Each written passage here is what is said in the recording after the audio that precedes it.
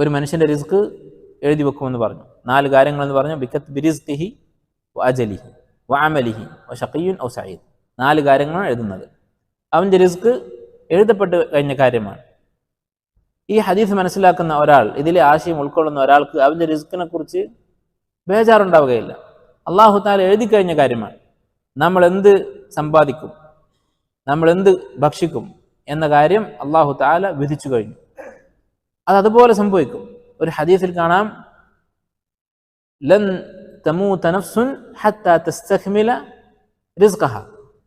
സ്വന്തം റിസ്ക് പൂർത്തിയാക്കാതെ ഒരാൾ മരിച്ചു പോവുകയില്ല. ഫത്തഖുല്ലാഹ വഅജ്മിലു ഫിത്തലബ്. അതുകൊണ്ട് നിങ്ങൾ അല്ലാഹുവിനെ സൂക്ഷിക്കുക, നിങ്ങൾ ആ റിസ്ക് അന്വേഷിക്കുന്നത് ഭംഗിയാക്കുക, നല്ല രൂപത്തിൽ അന്വേഷിക്കുക, ഹലാലായ മാർഗത്തിൽ മാത്രം അന്വേഷിക്കുക. ഹലാലായ മാർഗത്തിൽ പരിശ്രമിച്ചാലും ഹറാമായ വഴിക്ക് പരിശ്രമിച്ചാലും അല്ലാഹു തആല രേഖപ്പെടുത്തിയ റിസ്ക് അല്ലാതെ നമുക്കൊന്നും കൂടാൻ പോകുന്നില്ല. ചില ഹദീസുകൾ കാണാം, ഒരു മനുഷ്യൻ അവൻ്റെ റിസ്കിൽ നിന്ന് രക്ഷപ്പെടാൻ ശ്രമിച്ചാൽ ആ റിസ്ക് അവൻ്റെ പിന്നാലെ അവനെ തേടിയെത്തും. നമുക്ക് അല്ലാഹു വിധിച്ച റിസ്ക് അത് നമുക്ക് ലഭിക്കും എന്ന സമാധാനം ഈ ഹദീസ് ഉണ്ടാക്കുന്നു. അതുപോലെ തന്നെ ഹറാമായ മാർഗങ്ങളിലൂടെ റിസ്ക് അന്വേഷിക്കാതിരിക്കുക എന്ന് ഈ ഹദീസ് മനസ്സിലാക്കാം. വിധിക്കപ്പെട്ട് കഴിഞ്ഞ കാര്യമാണ്, നമുക്ക് അല്ലാഹു വിധിച്ചത് സംഭവിക്കും. അധികം ആളുകളും അധിക ഹറാമുകളും ചെയ്യാനുള്ള ഒരു കാരണം എന്താണ്? റിസ്കിനെ കുറിച്ചുള്ള പേടിയാണ്.